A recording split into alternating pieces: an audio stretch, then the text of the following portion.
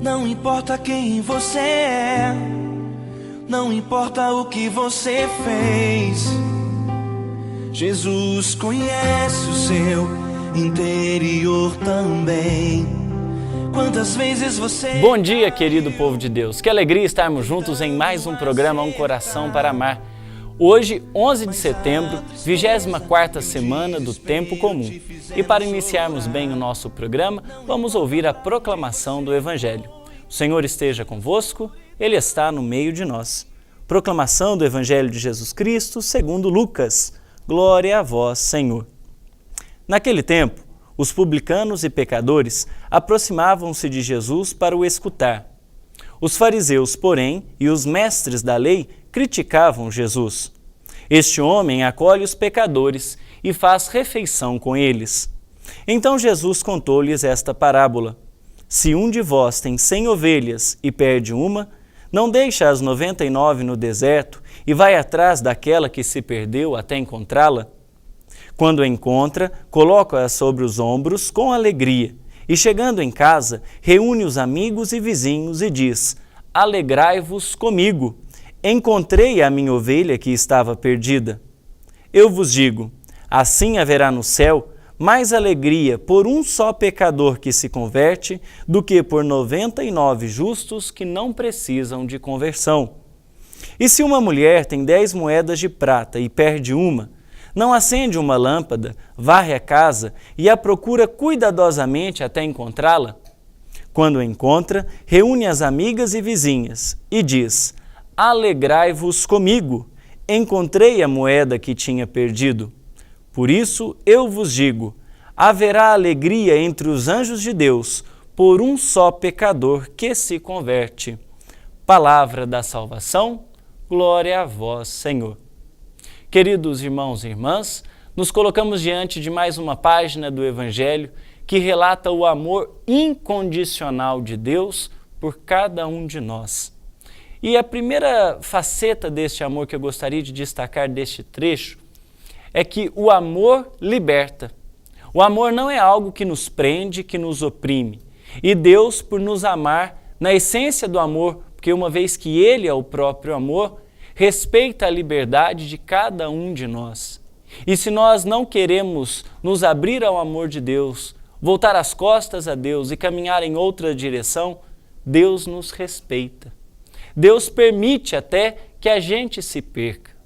Porém, Ele nunca desiste de nós.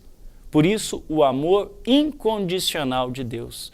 Deus não invade o nosso coração e nos obriga a amá-lo, mas sempre está ao nosso lado, pois se nos arrependermos verdadeiramente de estarmos caminhando na direção errada, Ele está ali, pronto para nos resgatar, como a ovelha que se perde, como a moeda que se perde. Deus nunca se cansa de procurar cada um de nós. Esta também, meus irmãos, deve ser a nossa atitude para com os outros. Haverá mais alegria no céu por um só pecador que se converta do que por 99 justos que não precisam de conversão. Por quê? Porque já estão convertidos, porque já estão caminhando no caminho certo, junto de Deus.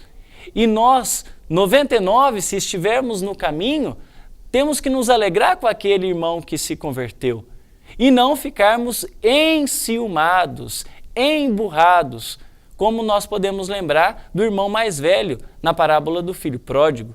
Nós estamos junto com o Pai, ou queremos estar, e mesmo assim, nós que estamos na caminhada, muitas vezes também nos desviamos do caminho e precisamos ser resgatados por Deus.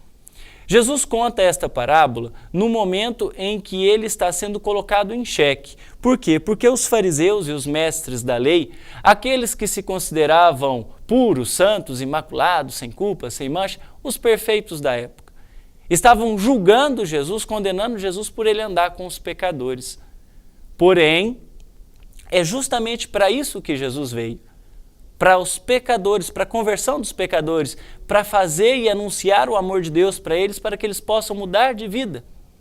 Assim também nós, meus irmãos, quando estivermos caminhando no caminho certo, não deveríamos jamais julgar aqueles irmãos que caminham do modo errado, e sim estendermos a mão para que quem está fora do caminho possa voltar ao lugar que lhe é devido. Mesmo que as pessoas, às vezes, que estão desviadas, não queiram, não as obriguem, porém não desista delas. Assim nós devemos agir, em primeiro lugar, na nossa igreja doméstica, na nossa casa, na nossa família. Há muitos que reclamam até, eu vou na missa, eu participo, eu quero ser um bom cristão, mas em casa mesmo eu não consigo. Não desista, nunca. Assim como Deus não desiste de nós. Que esta mensagem do Evangelho possa ser verdade e se fazer verdade a partir da prática da nossa vida ao longo de toda essa semana. Este Evangelho que nos inspira a viver bem esta 24ª semana do tempo comum. No próximo bloco, nós vamos ter um bate-papo conversando sobre a Bíblia. Afinal de contas, nós estamos em setembro, mês da Bíblia, da Palavra de Deus. Até lá! Ele não desiste de você, ele se importa com você, ele compreende seu caminhar, nunca vi um amor tão grande assim, ele não desiste.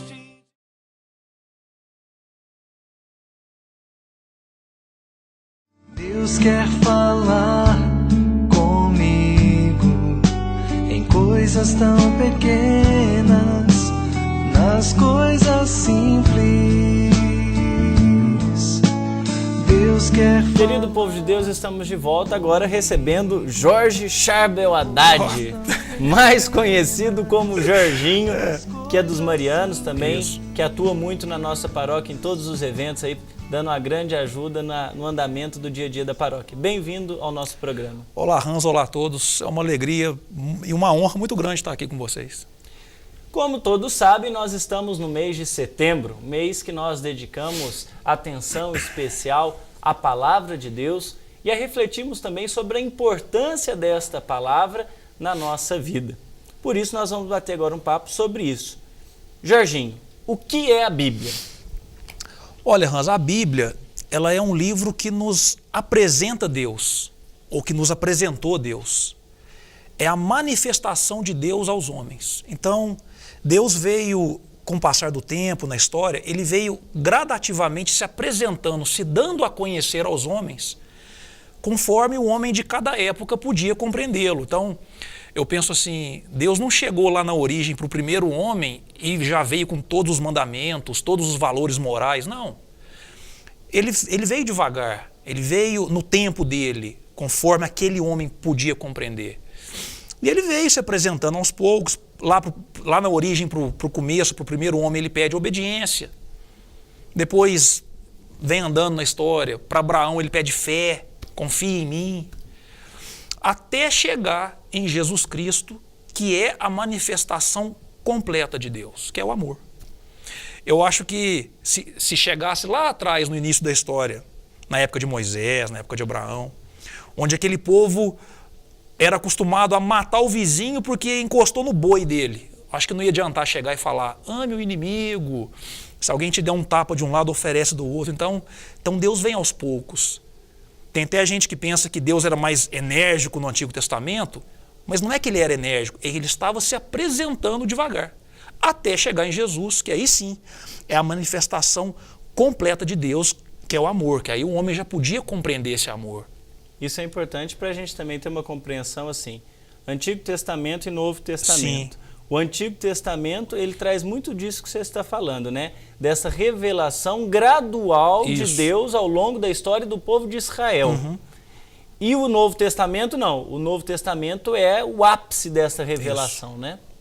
É toda a importância e é um momento assim, eu devo procurar essa palavra de Deus revelada, que é Jesus Cristo.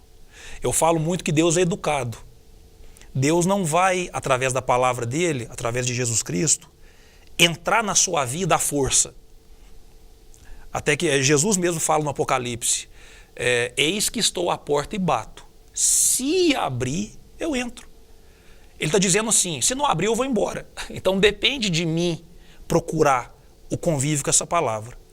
Então, agora, a palavra revelada, Deus se manifestou, Jesus Cristo. a revelação de Deus acabou. Ela está encerrada ali na Bíblia, no Evangelho, mas a interpretação dessa revelação continua.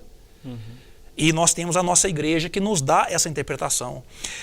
Quando um Papa lança, por exemplo, uma carta, dá um exemplo, carta do Papa Francisco. É a continuidade dessa interpretação. Não tem diferença de, por exemplo, a carta de São Paulo.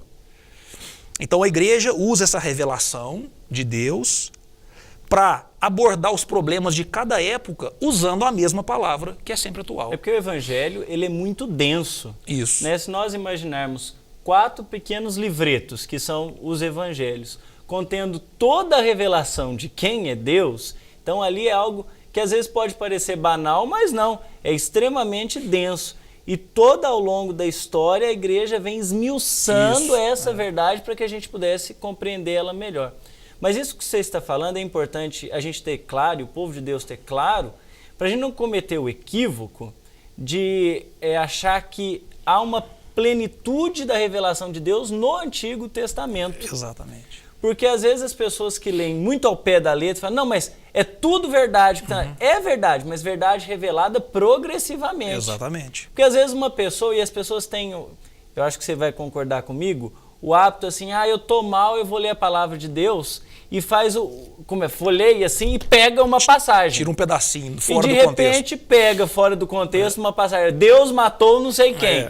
Aí a pessoa, aquilo não vai soar como um consolo, Exatamente. Né? Pode ser um desespero. Exatamente. Então a Bíblia também não é um livro de sorte. Nunca. Ela é um livro completo. Né? Ela não é um livro que a gente abre, vou tirar a frase do dia aqui para mim. Aí você vai se confundir. É um livro que não é fácil, é um livro que você precisa aprofundar, se quiser, para você realmente entender essa manifestação do começo ao fim. É muita ousadia da nossa parte pegarmos a palavra de Deus e simplesmente porque lemos, achar que sabemos tudo sobre ela, né? Interpretar por vontade, eu acho que é assim. Não é assim, ela tem uma interpretação correta, né? Diante desta realidade, qual a importância, a força da palavra de Deus na vida de cada um de nós? Olha, essa palavra que você usou, força, é o ápice da coisa. Eu penso assim, aonde ou quando que essa palavra de Deus ganhou tanta força? Aí a gente faz um paralelo que eu acho muito interessante. O que era lá nos antigos a Arca da Aliança? Lá em Moisés. A Arca da Aliança era uma caixa de madeira e ouro e dentro dela a palavra de Deus. Só que na pedra, as tábuas da lei, né? Então a palavra de Deus dentro de uma caixa na pedra. Hoje, no Novo Testamento, no reino de Deus ainda incompleto, onde a gente vive, quem é a Arca da Aliança? Maria. Porque dentro de Maria também estava a palavra de Deus, mas agora não na pedra mais, viva. Então essa é a força, a palavra é viva e é vida. Então através de Maria a palavra de Deus nasceu no mundo, cresceu, caminhou no meio dos homens, visitou os doentes, curou, visitou os pecadores, converteu. É o próprio Cristo, Ele é o verbo, a palavra de Deus. E é quem a gente deve escutar. A importância dessa palavra. Hoje a gente corre o risco de escutar na mídia, nos meios de comunicação, formadores de opinião. Você escuta um jogador de futebol famoso, uma cantora famosa, um artista famoso, ele vai lá e fala assim, eu acho que é assim, assim. Aí como a gente é fã da pessoa, a gente passa a achar também. Esse é o perigo. Quando eu quiser formar a minha opinião, eu tenho que ver o que Jesus acha. Eu tenho que ir na palavra de Deus. Essa é a força. Jesus mesmo, ele cobrava quem dava ouvidos a outra coisa que não fosse ele. Ele falava assim, a rainha de Sabá veio lá de longe escutar a sabedoria de Salomão, e aqui não está quem é mais do que Salomão. Os ninivitas fizeram jejum ao ouvir Jonas, e aqui não está quem é mais do que Jonas. Ou seja, é Cristo que a gente deve dar ouvidos e escutar. E só uma coisa que eu falo muito também da força dessa palavra. A palavra de Deus, ela pode salvar uma pessoa sozinha. A Eucaristia, não. Por que eu falo isso?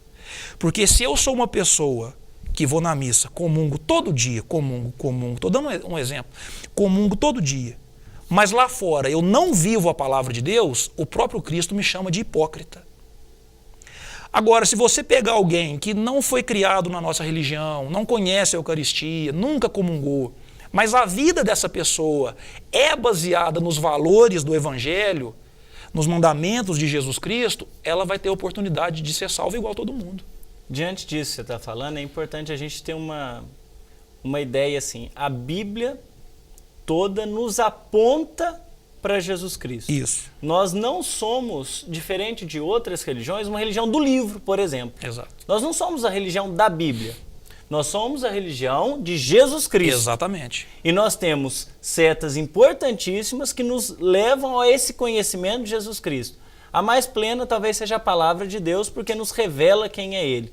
Também a tradição da igreja, Isso. bem como o magistério na interpretação. Isso. Então, da comunhão de Bíblia, magistério, tradição, nós temos aí um conhecimento de quem é este Cristo. Mas é o Cristo, é a vivência do Cristo que faz a salvação acontecer na nossa casa. É parecido com aquilo que o Evangelho de hoje nos relatava, quando os fariseus, que às vezes se consideravam puros santos, começavam a julgar os outros e os pecadores. Nós não podemos achar, porque temos a Bíblia, porque temos a Eucaristia, né, porque temos acesso à Eucaristia, que somos melhores, maiores ou mais dignos de receber recompensas do que outros. Né? Exatamente. Exatamente. A palavra de Deus, ela mostra esse caminho, e se a gente escolhe viver a palavra de Deus, não quer dizer que acabou os problemas. Pronto, só não. Cristo falou, quer me seguir? Carregue a sua cruz, renuncie. Então, a palavra de Deus vai exigir de nós sacrifício. Hoje pregam um Cristo sem cruz. Não existe Cristo, não existe salvação sem cruz. Eu até brinco com meus amigos, você acha que a sua vida é muito boa, que você não tem cruz nenhuma? Então corre para arrumar uma enquanto é tempo. Porque ninguém se salva sem carregar a cruz. E a própria palavra de Deus é o nosso Simão Sirineu. O nosso Simão Sirineu é melhor que o de Jesus, porque o nosso é o próprio Jesus. A palavra de Deus é que nos conforta e nos ajuda na cruz do dia a dia. As pessoas hoje em dia costumam procurar um Cristo doril, tomou a dor, sumiu. Exatamente. E isso não existe, não existe. Né? Você falar assim, Jesus fala, receberá 100 vezes mais, com perseguições. Exatamente. Às vezes a gente esquece dessa parte, né? Eu estou com Deus, então não quero mais problema. Não existe. Não existe. A questão é que é a força, e essa palavra é fundamental, que nos dá e que nos inspira Jesus Cristo para superarmos o problema. Isso. Porque diante de toda dificuldade, depois da morte há a ressurreição. Né? Essa é a nossa herança desse testamento. A gente só herda um testamento com a morte do testador. Quem morreu por nós na cruz foi o autor desse Novo Testamento. Justamente para a gente herdar a vida eterna. Esse Cristo não prometeu para a gente carro, casa, praia, não. Ele prometeu a vida eterna. Isso que é importante. E que é o fundamental. Exatamente. Para a gente chegar aí, encerrando já quase nosso bate-papo, qual você acha que é o maior problema que essa palavra enfrenta hoje? Eu falo assim, a palavra enfrenta um problema que, na verdade, o problema não é dela, tampouco da igreja. As pessoas hoje, elas querem dar validade para a palavra de Deus. Não, isso aí que está escrito, isso aí é para antigamente. Hoje o mundo mudou. Essa palavra está muito já arcaica, atrasada, tem que se adequar ao mundo novo. Isso não existe. Aonde que está escrito que o tempo tem poder para apagar a palavra de Deus? Eu dou sempre um exemplo assim, Você pega um mandamento muito conhecido. Não matarás. Ponto final. Esse é o mandamento. Não é não matarás, vírgula, mas conforme passar o tempo, este mandamento poderá ser revisto pela vontade popular. Não existe. A palavra de Deus é eterna, é atual. O próprio significado da palavra evangelho é boa nova. Não vai surgir nada de mais novo. A gente não pode pegar a Bíblia e falar assim, o que vocês querem hoje? Vamos mudar umas coisas? Isso aqui hoje não, né? Então vamos apagar isso aqui. Isso aqui pode continuar? Isso aqui vamos apagar. Não. A palavra é eterna, é atual, é tudo de mais novo que a gente tem. Então ela não tem validade. E eu acho que esse é o perigo que as pessoas hoje colocam na palavra de Deus. Validade, que não existe. A interpretação é seu bel prazer, né? Exatamente, do achismo, né? Porque às vezes o que está escrito ali pode ser duro, porque confronta a nossa vida, né? mostra que a gente não está caminhando bem. E como às vezes a gente não quer ser confrontado, não, essa passagem está muito dura, vamos pegar uma mais bonitinha, uma mais tranquilinha, né? E não é assim, a verdade ela está aí para fazer a gente ser melhor. E se tem coisas em nós que não estão caminhando como deve, a luz de Deus tem que mostrar, isso aí está errado. Né? A gente tem que condenar o pecado e não o pecador. Exato. E isso a partir de nós. Mas para isso eu tenho que ter consciência do meu pecado. Isso, assumir. Né? Eu só tomo remédio se eu sei a doença que eu tenho. Então eu preciso ter consciência do meu erro e falar para mim mesmo, olha, não é por aqui que eu devo caminhar. Só que isso não é sempre fácil e agradável, né? Mas Jesus não disse em momento nenhum que seria. Exato. A gente chama os livros da Bíblia de canônicos. Se você buscar a origem da palavra, vem de cânon, que significa vara ou régua, de medir. Então a gente tem que fazer o possível para a nossa vida ser medida pela palavra de Deus. Mas igual a gente falou, exige sacrifícios. Exige quebrar aquele clichê que o que importa é ser feliz com os prazeres do mundo. Isso aí é quebrado. Eu posso ser feliz em Jesus Cristo, nos valores de Jesus Cristo. E isso exige renúncia diária. Isso exige abrir mão de prazeres mundanos. Então é isso que mexe, acho que, na ferida das pessoas. Achar que a palavra é muito dura. Mas a palavra é dura para quem ainda não conseguiu assim, começar a se abrir para Cristo e para a palavra dele, que aí eu acho que a palavra fica mais macia. Ele próprio diz que o fardo dele é leve e o peso é suave. Então a gente vai por aí. Muito bem, muito obrigado, Jorginho. Eu que agradeço. No próximo bloco nós vamos adorar ao Mestre. Direção a mim, fala, Senhor, preciso ouvir tua voz, eis aqui o teu...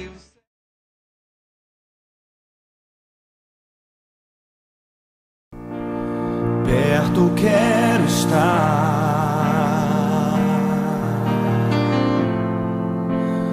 junto aos teus pés.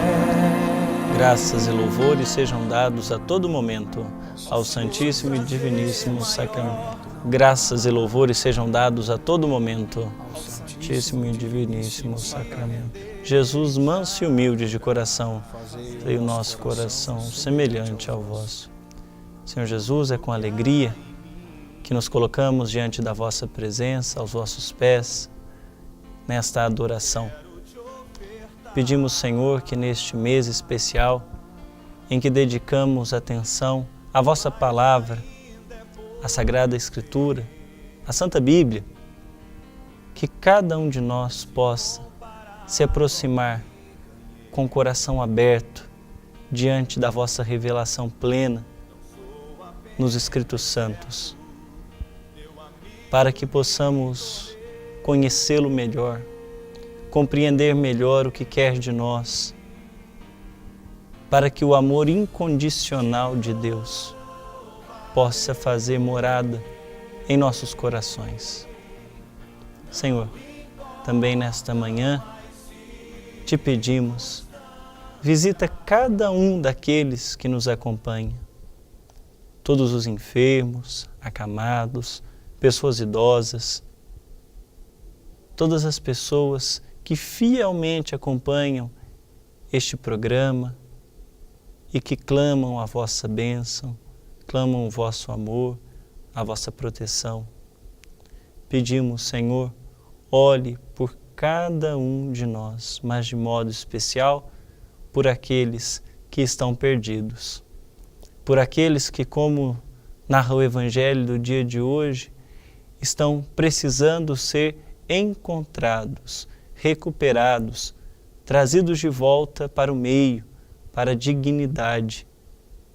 Senhor, sabemos que o Senhor não desiste de ninguém. Por isso, dai-nos força para também não desistirmos dos nossos irmãos. Por isso, nos preparemos para a bênção.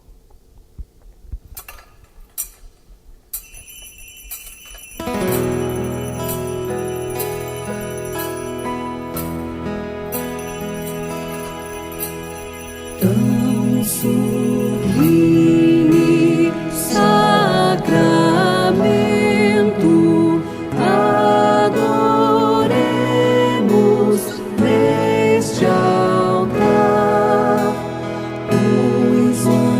Antigo Testamento deu ao Novo seu lugar. Venha a fé por suplemento, os sentidos completar.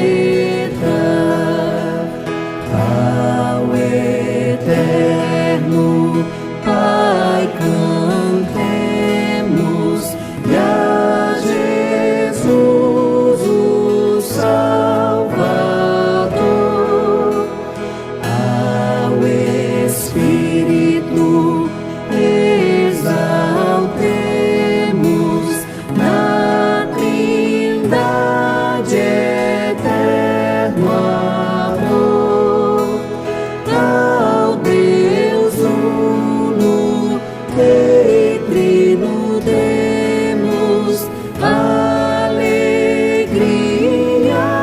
do louvor. Amém. Amém. O Senhor esteja convosco. Ele está no meio de nós. A nossa proteção está no nome do Senhor, que fez o céu e a terra. Que o Senhor nos abençoe e nos guarde, em nome do Pai, do Filho e do Espírito Santo. Amém. Muito obrigado, querido povo de Deus, pela sua companhia nesse programa. Mas não se esqueça, eu gostaria de deixar um convite. Agora, após o programa, vá ao Seminário de Lavras, participe da tradicional festa do seminário. Um almoço fantástico e tradicional, barraquinhas, brincadeiras. Então nós esperamos você lá, no seminário. Um abraço e até semana que vem. Ele não desiste de você.